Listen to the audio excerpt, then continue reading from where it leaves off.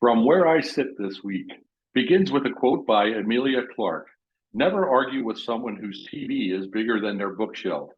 This coming Monday, January 16th, we will celebrate the life and the legacy of the Reverend Dr. Martin Luther King, often known these days as MLK Day.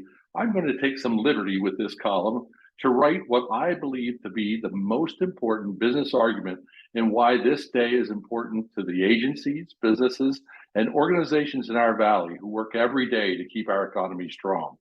But first, a word about that quote about televisions and bookshelves. True confessions, I don't have any gripe with big TV screens. I don't own one, and most of my books are sadly stored in boxes as my bookshelf space is completely jammed.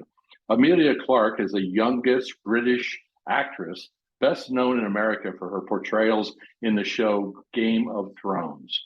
Othering is what I want to talk about with you today, an ever-present thread in everything that the Reverend Dr. Martin Luther King wrote and preached was care for and love of the other among us.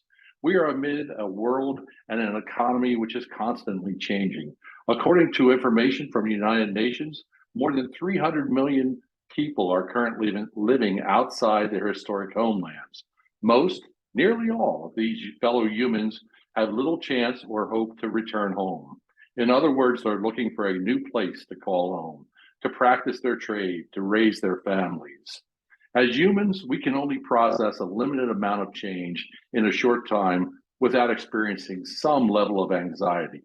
The constant 24-hour news cycle, even when all they do is keep spitting exactly the same information, has caused anxiety to reach breaking levels for many people. This is a human reaction. It's even expected. But how we decide to respond to this anxiety is social, and it directly connects to our future prosperity. We might pause on Monday, Martin Luther King Day, ponder his words and his actions, wonder if there might be a better way, a more humane way, a way to ensure our mutual prosperity, success, and survival. When we get to know one another, learn each other's traditions and faith underpinnings, we greatly improve the chance that the other will become the brother or sister, if you prefer. You see, those other people might very well be great coworkers and customers, enjoyable neighbors. But you will never know that unless we drop this whole other designation from our vocabulary.